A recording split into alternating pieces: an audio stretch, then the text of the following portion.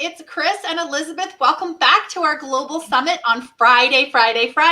We are so excited to be talking to and to introduce our next guest. So Carrie Davidson, thank you so much for being with us.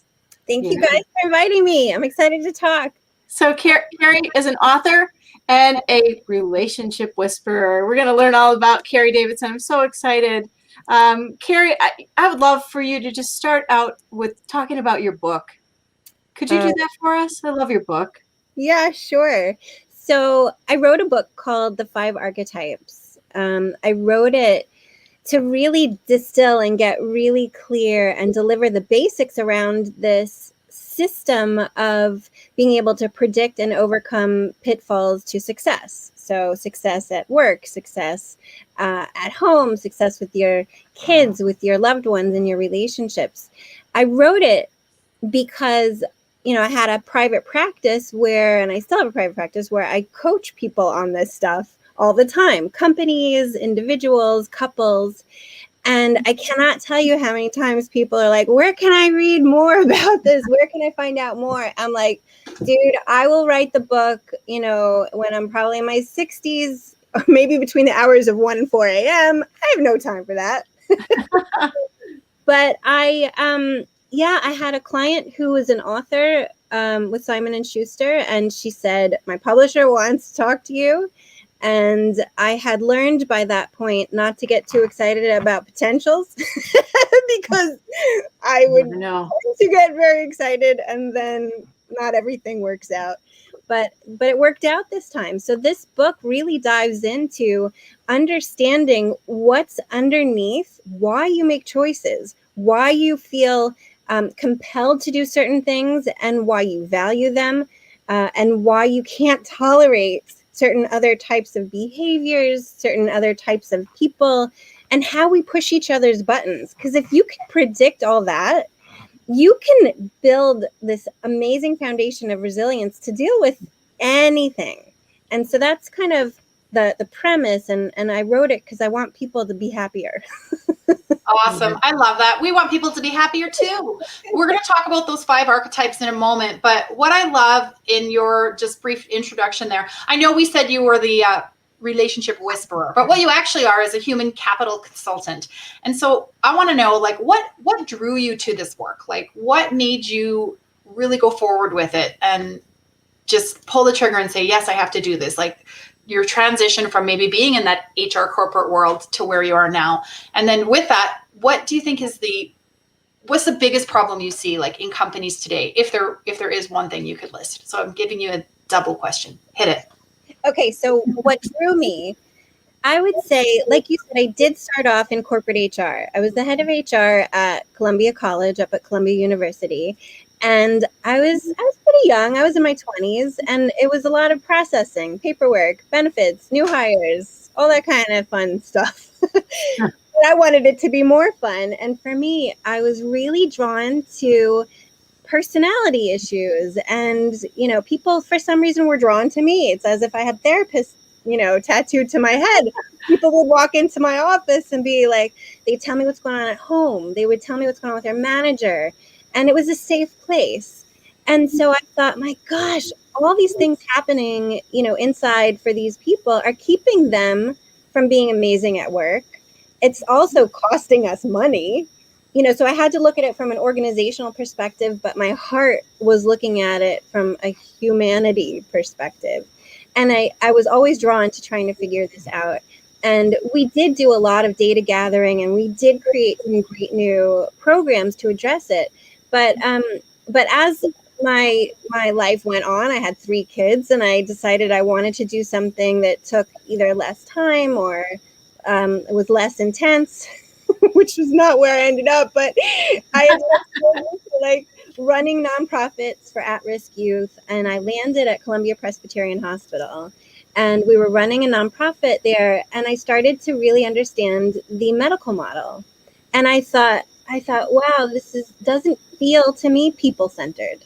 And I care about people. I want people to be happy no matter where they are. And where does happiness fall in our healthcare model? Like if I go to my doctor, I get 7 minutes, and I have to like rack my brain and be like, what are my symptoms? I'm leaving something out for sure. Like we don't have time to get to that heart-centered understanding of humans. So I decided to start my own company that really got to that crux. And so it was an integrative healthcare model that helped people understand, how they got into stressful situations and exactly how to get out. So very personalized, dignified, honors who we are, and helps us be successful all the time. And then I don't know if I missed HR as much as one of my clients was the head of HR for a big company. And she's like, Carrie, you have to come do this in my company. And I was like, that's interesting. And so it just kind of, organically blended, and it works. It's wild. I love it. Oh wait, there was a part 2. That's okay. Yeah, I'm like, part 2 can wait, because I love what we're talking about now. And I love, you say that you were HR and that, but I think that the whole thing, and you talked about this too, is just that desire to connect and that ability that you have to connect, and quite quickly. And it's funny because Elizabeth and I deal with this too. People will disclose things to us in a matter of seconds just because of the joy we're emitting, the personalities that we are, and I love that you said that, a trusted space that you quickly create with people. And I, over the airwaves with you, I feel like that with you. Like I can imagine myself, are you in a little wooden cabin there? It's beautiful. The wood. Yeah. I'm like, pull up a chair for me, Carrie. I'm coming over for tea. And it reads like that, even over the airwaves here. So, I mean, one of the things too that I think helps you with that is that you do have, in your words, an intuitive ability.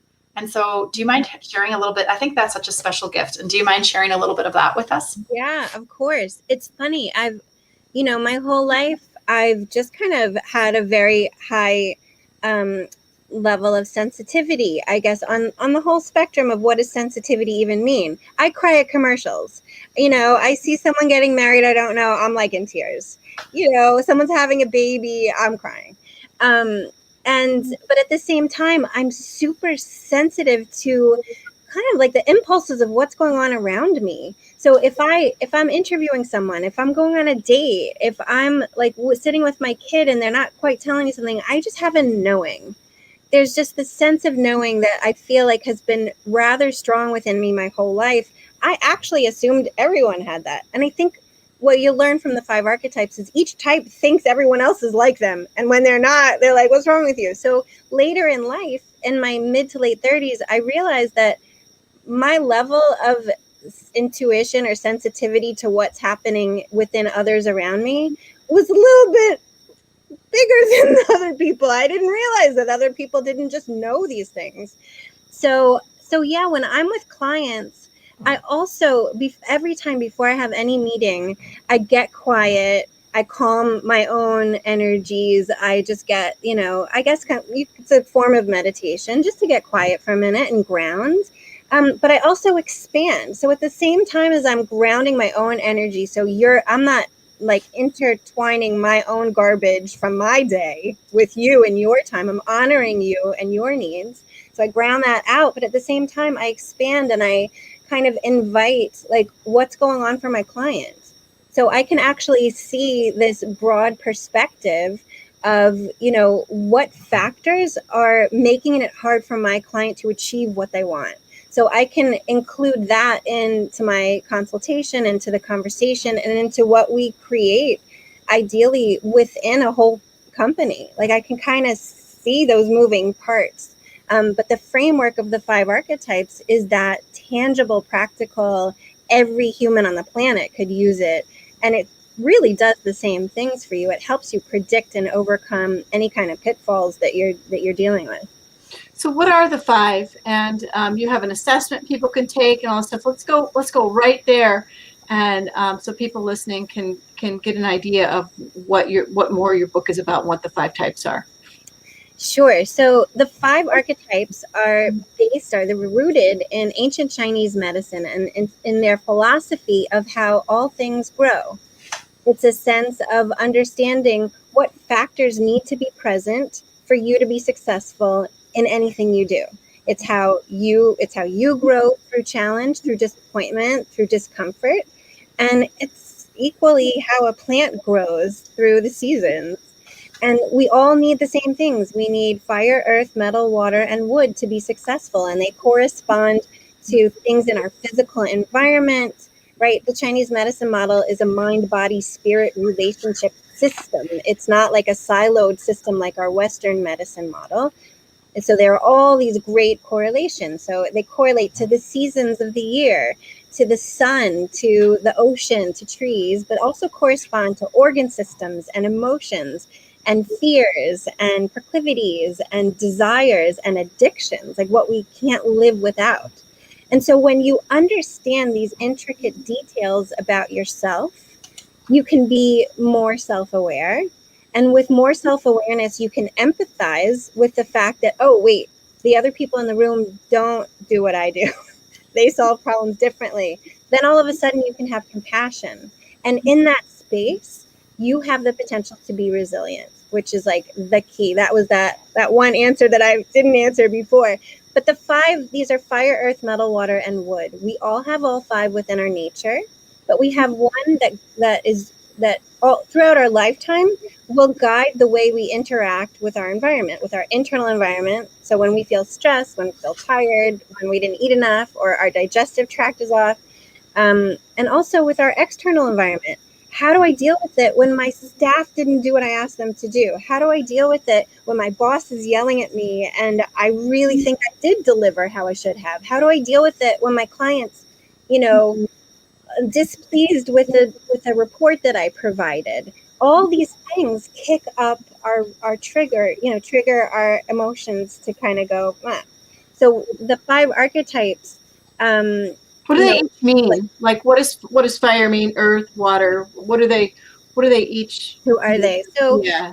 fire. So fire types. Their gift to the world is joy and hope and optimism and intuition. Oh, that's great. I'm fire. I did the test. I'm the number one is fire. Thank you. Sorry. Do you know what? Actually, sorry for interrupting. I do want to hear about all 5, but I am an interrupter. Sorry, I prefer the word interjector. I feel like it's just a little softer, a little more positive. Actually, Elizabeth and I both did the 5 archetypes quiz before we came online. And before we went live, you were just talking to us about not only our own, but how they relate to each other. And we'll get into that. It's so neat. But I hadn't had the explanation from you about fire yet. So I was really excited to hear that. But so now we know fire. I won't interrupt again. That's a lot. So this is actually beyond perfect, Kris. You don't even understand. All right. Fire people are not great with boundaries. We feel everything so intensely that sometimes we can't help ourselves but to burst out in joy. It's like the fire kid is the child who you go and you say, guess what, honey, we're going to Disney World. And they bounce all over the house uncontrollably. They actually physically can't control the reactions of their body as easily as the other 4 types can. So I'm also fire. So Kris, I feel you. I'm there. I do the same thing. Ask my kids. Too perfect. Okay, so that's fire. Now continue with the rest of the other 4. What are they like? Earth people, their gift to the world is unity and community and empathy. They are caregivers. They need to be needed. They love relationship. They love sharing. They love communication. And they learn by context and stories. They love to help you understand by telling you story and helping you understand the context. But they will ask like those questions. Like when you learn something new, they'll be like, well, wait, how does that apply here? And like they really want to understand all the inner workings and the intertwining of ideas and projects. And they're under stress. They tend to go into overwhelm and worry, and they might ruminate on it for a while. And in extreme stress, they feel kind of like they can't take action. Like there's no grit. There's just like a sense of sitting still, like being paralyzed instead of making a decision. Then you have metal people. Metal people, their gift to the world is beauty and perfection. They are architects, designers, party planners, people who are really have that beautiful attention to detail. They keep things standing. They have moral values, and they like to know how things have always been done and to keep them, keep people on time, keep structures in place. Under stress, they over focus on those details, even to the, exclusion of the bigger picture. And they focus on what's wrong rather than what's right. And like they get stuck on the past rather than using the past as a way to learn lessons and to grow. Then you have water people. Water people, their gift to the world is peace. They are the ones, they're like the Buddhas, right? They can sit in contemplation. They're philosophers, they're dreamers, they're poets. They understand and appreciate metaphor. They ask the tough questions. They want to make sure their goal in this life is to distill the truth out of mystery. And we talked about that for a second before we came on. They like history. They like to grow their roots deep into one person or one thing. They're not gregarious. They like to be quiet. They like to think. They like to, do a lot of kind of isolation. Under stress, they have a tendency to over-isolate, and they could tend towards depression. And their biggest fears revolve around not mattering to anyone because they're so wise.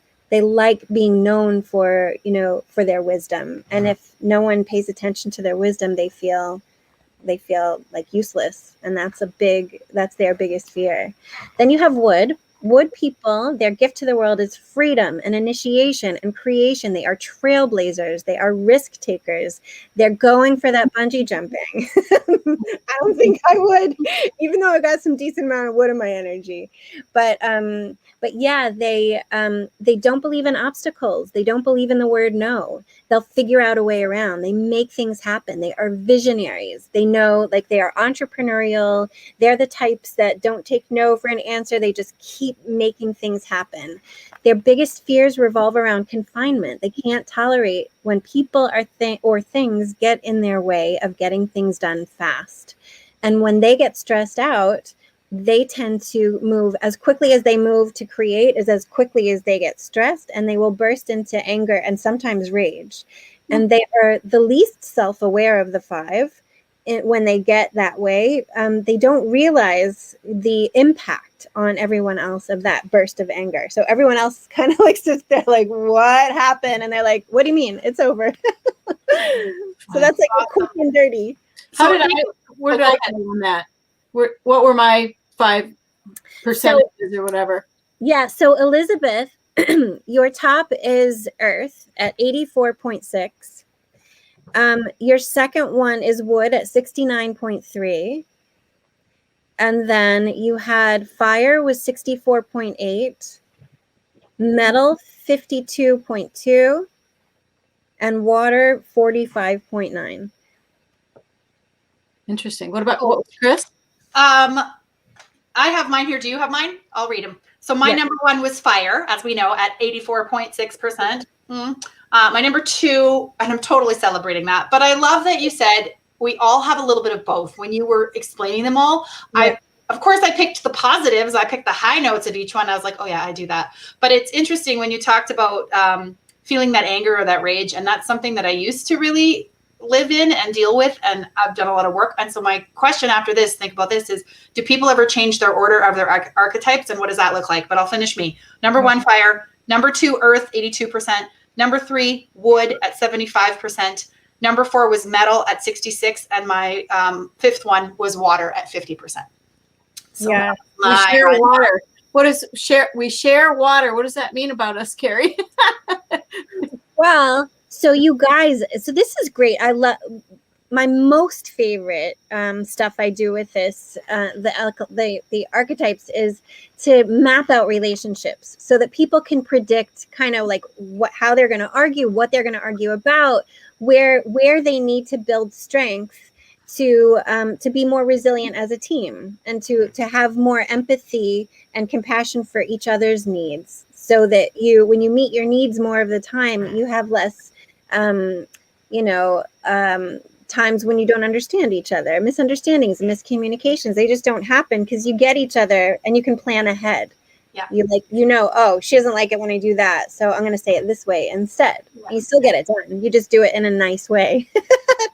So So yeah, so having low water, when water is your lowest type, and when it's in a relationship, when both people share lowest water, something to look out for is listening to one another, is taking a pause and being able to really truly honor even when it doesn't feel great. Because when it doesn't feel great, right, when someone said, like, for example, Kris, you were saying that you focus on the positives of all of the 5. Fire does that. Fire cannot tolerate uncomfortable emotions. It's really hard. And so fire will strive to very quickly fix uncomfortable emotional states. And so even if it's not always the best idea to quickly just patch it over, but to actually sit quietly and listen to what's going on in yourself, listen to what your thoughts are, listen to what you're avoiding, and to take the time away and say, like, you know what, let me think about that for a day. Go for a walk, take a whole day. See? I was like, okay, Carrie, I'm going to think about this for 10 minutes. You're absolutely right. And so we're not aligned in that, but it is what I'm working on, honestly.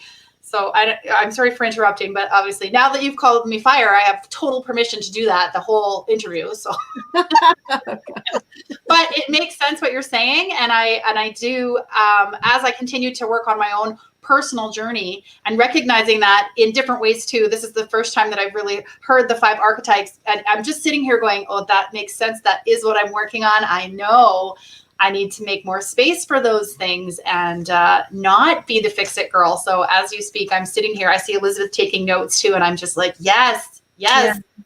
But the cool thing is, when I work with people, I don't always like come right out and say, hey, listen to each other more, because these are the other thing I know, I can tell from the fact that it's your lowest scores, is that these are not behaviors or qualities that you value and go to fast. Like, they're not your problem solving methods that you like. So what I actually teach my clients is neuroplasticity exercises that trick your brain into building your water energy, because you're already resisting it. You're already putting up barriers. You're like, oh, I don't even like that. It's like, I don't have to eat black licorice. Like, some people like that. I don't want to eat something I don't like. Don't tell me I need that to stay healthy. And so it's almost like you put up a greater barrier if I try to teach you by saying, hey, just listen to each other more, or hey, take a day. You'll be like, no. So it almost causes you pain, because then what we start to do is like, oh, I'll never get it because I can't even do a day. So I would teach you guys instead a neuroplasticity exercise that builds the water energy in your nature so that it becomes a muscle that you can rely on without even thinking about. That it doesn't become this thing you have to overcome that you're not good at. Nice. So yeah, so that's kind of how I roll, because my lowest is metal. And like, if you told me I had to play by the rules or not interject or whatever, I'd be like, oh, forget it. I'm never going to be good at metal. That's funny. What does the earth need to work on? So earth people, let me look at your scores again. So she was 84 in earth, number 1. And it's my number 2 at 82. So I'm interested in that. On those. Oh, my next one was wood. That's right. Okay, whatever. Yeah. So earth people can get addicted to relationships, to pleasing other people, to being needed. And so they may then like not keep appropriate boundaries, right, at times when they're over worried about pleasing others. So they will overgive. Like, if I called you up and said, Elizabeth, I know you live in Ohio, but I need you to drive to New Jersey to get the thing I left at Costco. And you'd be like, oh, yeah. Not really. That's like so over exaggerating, but like, not to put up the boundaries and take care of yourself. Earth people can get stuck thinking needs are bad. Like, I shouldn't have needs. Like, they're like the Mother Teresas of the world. Now, we need more earth people right now in our world. We need more compassion. We need more empathy. And I would just say, as far as like things to look out for, just make sure that you can tolerate giving back to yourself. Yeah, that's accurate. Especially as a mom of 4 boys. Oh, goodness, great. Yeah, there's a lot of Yeah. yeah. Yeah, 100%. You have to, it's a definite conscious reminder, like, take time for me, take time for me. They're bigger now. They're, but when they were little, it was, I remember one time when they were 0, 2, 4, and 6, because they're each 2 years apart, actually praying for a shower. I just need somebody to come over here and just watch everybody for 10 minutes. Yeah. Shower. That kind of thing. Yeah. Yeah. Well, it's interesting. The other thing I noticed just from your spread of scores, because these 5, you'll see in the book, they go in a cycle. They always go fire, earth, metal, water, and wood. This is the cycle of human development. It's the cycle of the seasons. It's actually also a circadian rhythm that happens every moment, of the day. But when I look at your scores, I also noticed that based on the breakdown, you probably enjoy the process of creation more than you enjoy the process of putting it out into the world. There's this right, thinking about it and planning it and being inspired by it, but the actual action of letting it out of your body, is that one is less enjoyable to you. Yeah. So I'm just curious about the spread, right? So both Elizabeth and I sort of have around a 30 difference. Our top thing is sort of 80 and our low thing is sort of 45, 50. And so that's a difference of 30 in the percentages. Does that matter? Does that make a difference? That ours are fairly close knit. Do you ever get people that will score a 90 and a 10%, or I don't know what the biggest range is, but that's yeah. That's an awesome question. And I get that all the time. So sometimes you'll have people whose scores range in the 50s to 60s, within 10 points. And then sometimes I'll have greater than that. You guys both have greater than that. And I'll explain kind of an overarching sense of what that means. Your scores, this spread between highest and lowest, shows passion. It shows that everyone kind of there's no secret what you guys love. There's no secret what you're about. You don't have to dig too deep to find out, what is Kris like? What is she not like? What does stress look like for her? Same, both of you guys with scores that high, it shows you know who you are, you're passionate about who you are. And because this is a Chinese medicine model, there's the yin and yang, right? It can be a strength and it can also be a challenge. So as much as it is a strength of yours, it also shows up in your stress states, right? So that it's easy to go into the stress state. It's harder to might take a little bit longer for you to notice you're even in a stress state. And then once you find it and you realize it, it might take a little bit more effort to pull yourself back into balance. Yeah. People who have scores that are closer together, they're a little harder to read. They're not in your face obvious about what they love to do. If you get to know them, you'll know what they love to do, but they're not as likely to become personalities. They're not as likely to do what you guys do. They like their quiet life. They do their thing. They love what they love. They have their friends. They live. Yeah. But at the same time, they also don't go to extreme stress states. So they're a little more self-aware and balanced in the management of their own stress states and their reactivity. They may be more proactive, but they also are not the ones who are going to be these, firecracker change the world, because they like their quiet. They like their calm, balanced life. Yeah. So this seems to be a pretty cool system that people can benefit from. Yeah. Definitely, whether it's personal or professional, corporate, whatever it is. But so just not only corporations and executives, I guess is what I mean. Can people get a hold of you to do personal coaching, and what would that look like, and why? Why would you do that? Yeah, so I started mostly doing one-on-one, just doing personal coaching. And it just expanded into corporate because of that one client of mine who headed up HR for a company. But people can get a hold of me at my website, careydavidson.com. And And the assessment is there for free. Anybody could take it and read a whole bunch of stuff on the blog about what the scores mean and what their type means. And there's a whole system of self-discovery in the book. But when I work with people one-on-one, I usually have them take the assessment first and send me, in my intake form is, what do you want to achieve? What's your goal? What's your biggest problem? Because the same way that I can map out your relationship to each other, I also, I solve problems with the intersection of someone's scores and the challenge, because as you know, nothing grows in a vacuum. We're not going to go out into the woods and be alone and feel like we can actually, accelerate change in our own lives. Change really happens when I intersect who I am with something that gets in my way.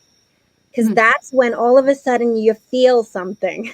You're like, wait a minute. We start to feel discomfort in the face of change. Anything that's like, Kris, if you had a big idea for a new podcast idea and Elizabeth was like, yeah, that's great, let's do it. You both would feel like nothing. There's no obstacle. You don't have a lot of growing to do. But that's the process of building it out. Kris might be like, you know what? Elizabeth dropped the ball. I asked her to make 20 phone calls yesterday. She only made 5. And then all of a sudden, Kris has to decide if she's going to address that crappy feeling of disconnect that's coming up in her heart. And maybe Elizabeth didn't hear her say 20. Maybe the Kris's email never ever got there. But what happens is we start to grow this discomfort inside when we're in relationship. So when I work with individuals, I need to know like the very clear context of what's going on. Not like my husband always, leaves the dishwasher dirty. Like that doesn't help me. Like last night, did he leave it empty? And what happens? So context is really clear in order to help people grow.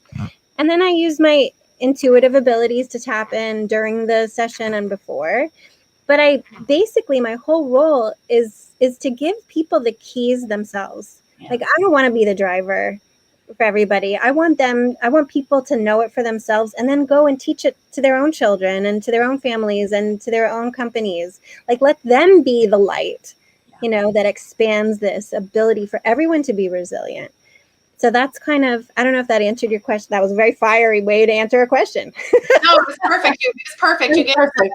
We'll make sure that that's there for everyone. The archetype quiz it's you say 10 minutes, but if you're a fast reader, it's even quicker than that. But it is very quick and easy, and you get your results emailed to you right away, the percentages, and then you could get the book or reach out to Carrie for further explanation, although there is tons of information on your website.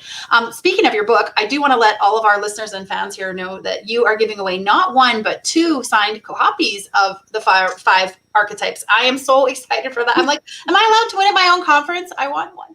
And then you're also, while I'm on the giveaways, you're also giving away a 5 archetypes power session. Tell us about that, because that's amazing. Yeah. So these power sessions I do with companies. And it's usually about 60 to 90 minutes, depending on how intense the challenge is.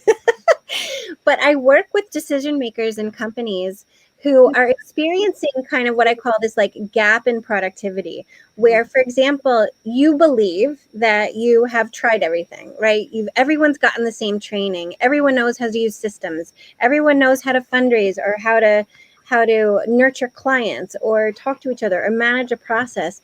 Yet some people are rock stars and some people just haven't been able to figure it out and aren't doing it. And no one can understand where's this gap. So usually I get called in when they've tried a whole bunch of other things that are one size fits all. Like everyone should just have the training. Like when we all have the same tools, we should know, right? Well, no, because you need to dignify and honor the different ways in which we all interact with our environment, with information, with learning. Like every type learns a different way. I would teach you guys 2 different ways. Like Kris would appreciate context and stories, but first she learns through intuition, through feeling. And I need to honor that. And she's also boosted by wood energy, by an agenda, by coaching, by telling her. Right there, probably. That's probably exactly why we work. Yeah. Yeah. Yeah. Yeah. So like, We're an interesting conversation to eavesdrop on when we're working and stuff. It's Yes. it's Yeah. pretty interesting how we get stuff done. We're pretty funny. We pretty much go on StreamYard and like, what do we just make the video there when we're talking while we're working, like we're in an office, but we're here on StreamYard, but it's not broadcasting. It's absolutely hilarious. Anyway, thank you for letting me interject on that one. Right. No, it's cute. I'm also a famous interjector, but whatever. So let's go back to companies for a minute, because we have, yes, collective wellness. I get it, but there's really a lot of individuals at play. So why is it so important for there to be individual well-being as well as collective well-being in an office environment, and how does this all relate?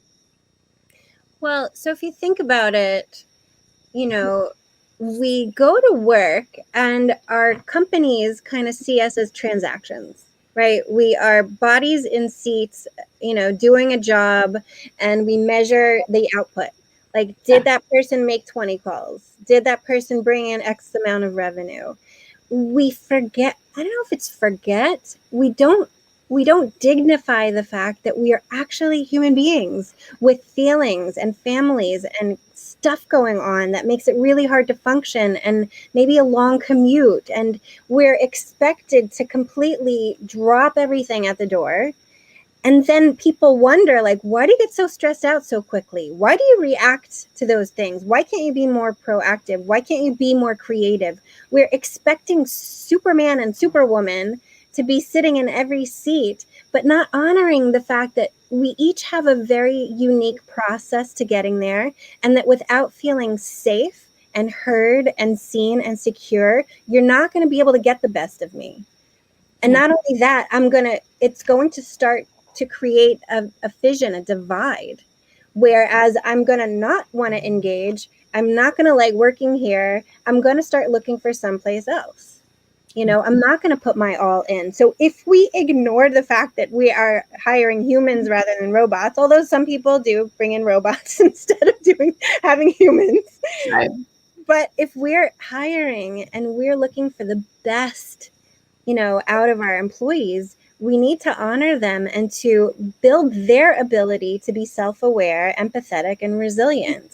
Otherwise, like, I would be scared having my staff represent me out in the world if I didn't honor who they were and treat them like human beings that were complex and had needs to be successful. I have a layup on that. So Yeah. if I talk about the 5 things, and in context of like the best team. So let's put together the team, for example, and you don't have to answer this perfectly or anything like that, but just in general, like, let's say we're on the team that sent Perseverance to Mars.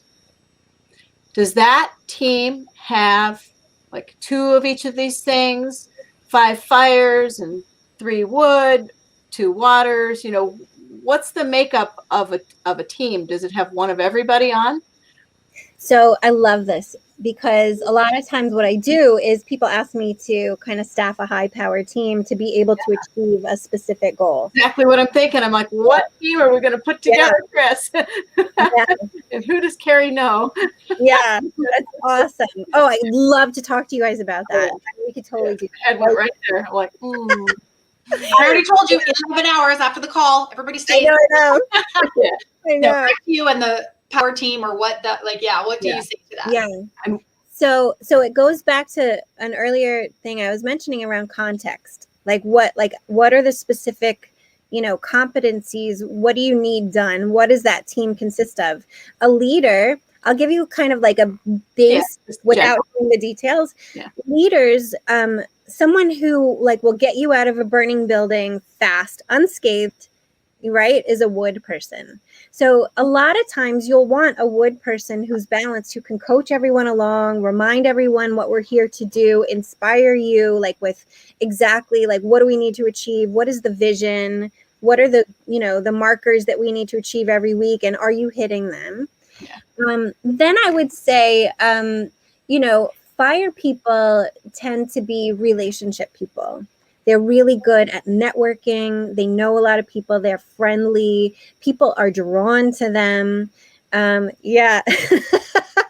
They tend to be those creative, out of the box thinkers. So if you need someone who, like, on a dime, like kind of fast, is going to be able to, look at a problem and just like sink beneath it really fast and say, ooh, out of the box, what if we did that? And like no one else is thinking that because they're really thinking in very different ways. That's her brain.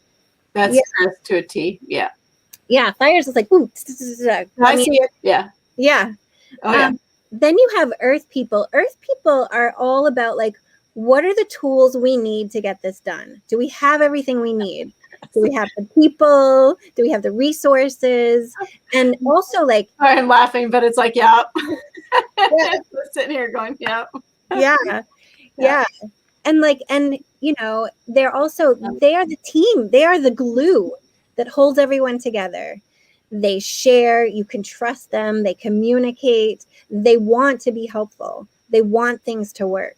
So they stick to it. They keep things churning and they make sure you have what you need. Metal people will make sure that your math is right. Like if you're doing a mission to Mars, you got to metal people. Yeah. Yeah. You want to get there. You want to land on Mars. You don't want to land on the sun. So like you need metal people who are like numbers, precise, very clear, perfectionists who want to make sure that you're not off by a fraction of a fraction of a fraction of a percent. Which is the person in the group who put the saying on the parachute. Saying on the parachute. Yeah, when they landed, they had a saying on. Who thought of that to dye the parachute different colors so it had a saying on it? Which one of the team members did that? Fire, and she did it alone, and she didn't ask for permission. Fire. Just painted it on and said, "This is happening. I'm going to surprise you all with it when we get there." Yeah. What a fun thing message that is all around the internet. What the message says and everything. Yeah, it definitely feels fiery. I feel like a metal person wouldn't have done it because it's supposed to be, blue, or it's supposed to be plain, or there's like a way it's supposed to be. Yeah. They made it red. There's red on it. I think it's fire. Yeah. Yeah. Interesting. That's so cool. And what would water do in a team then? Water people are problem solvers. They can sink beneath all of these, like our raging emotions and our worries and our anger and our fear and our grief. They sink beneath it and they can easily see how all these systems kind of come together to have a problem that's solved. But they like to take their time. So I wouldn't necessarily say, it's not like get out of a burning building type of problem solving. It's almost like thinking about it beforehand, like coming up with like this deep, meaningful way to like create something that's going to last forever. Yeah. So that's where water would come in. So fun. I think one of the things that That's okay. One of the things that I love, well, I love all of this, but that I can see in talking with you, Carrie, that every single archetype is, you can celebrate it. And the way I know you've used the word dignity over and over and over again. And I love that because that does speak to my heart with the connection and people and valuing that and hearing you the word dignity has popped up a few times in your natural speech. And I love that. That's beautiful. So thank you so much for joining us and talking about all of these beautiful, beautiful archetypes that make up each and every one of us. It's been an awesome, awesome chat. I think we're not done with me yet, though. No, we're going to circle back to our summit. We've been asking every one of our speakers 2 questions, but before the 2 questions, is there anything that you feel that you're like, I didn't get a chance to say this? So now's your chance. You have 2 minutes and 12 seconds. Go. Well, first of all, I'm really cruddy when like I'm pinpointed into a like confined space because my metal is so low. I panic, which is fire. But let's see, without panicking, I'm going to try to say one thing. Okay. Please. We got you. We're holding you up in love. Take your time. Thank you. We can take a deep breath while you're thinking. Yeah. I would say like back to why resilience is so important for all of us.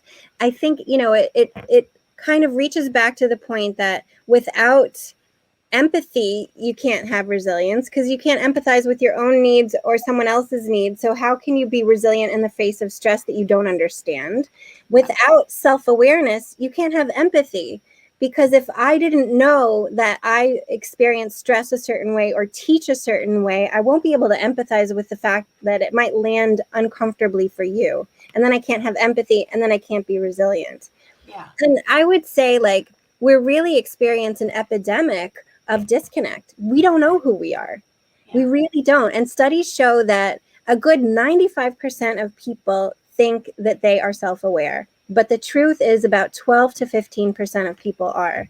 So if we're walking around in a world of people who think they're as good as they're going to get, yet we're all still suffering in our relationships and work and our own self-care, we're not going to succeed. We're not going to improve. We're not going to get better. So I really feel like right now, it's more important than ever to build these skills and to spread this knowledge for people, because it's a really easy, practical way for, to build that resilience, that self-awareness, that empathy, that compassion, that earth people vibe that we really, really need to be a successful, human race at this point. So that's my last bit.